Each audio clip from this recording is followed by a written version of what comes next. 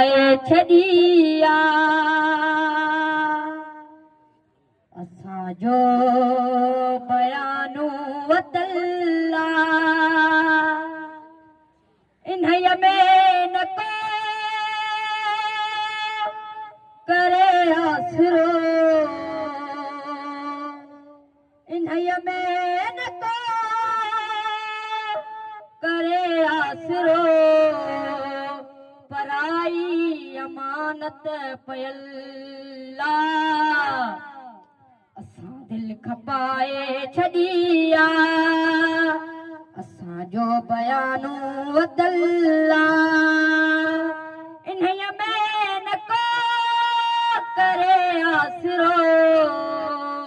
पराई अमानत पयल्ला असां दिल खपाए छॾिया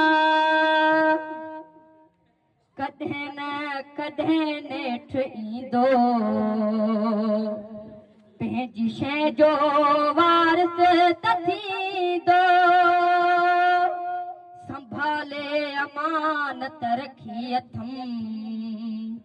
मूंखे छो न वहिंवार ॾींदो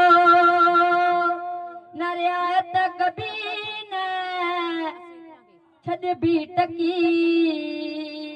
न रियायत कबी न छॾबी टकी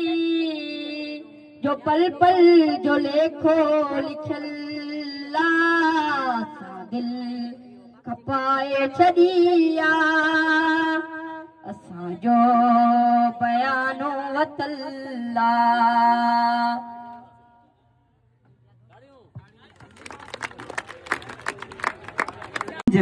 तोड़े हुजी मस्जिद मंझ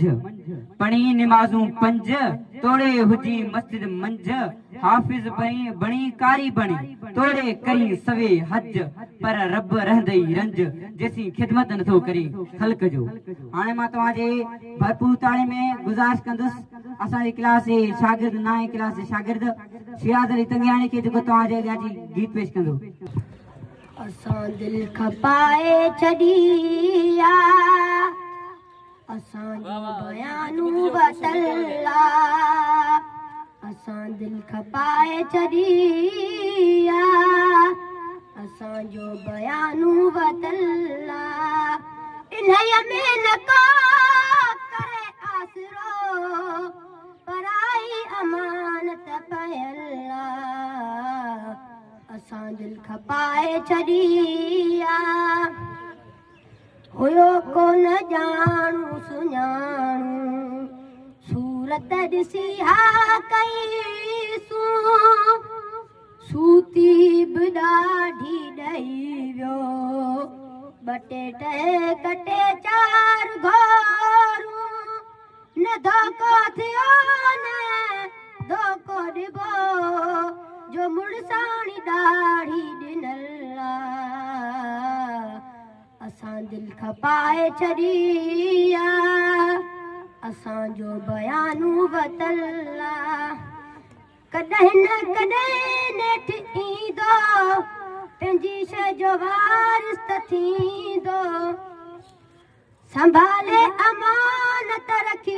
अथमि मूंखे छो न वहिंवार ॾींदो न रियायत कबी न छॾबी टकी न रियायत कबी न छॾबी टकी जो पल पल जो लेखो लिखियल्ला असां दिल खपाए छॾिया असांजो बयानु वतल्ला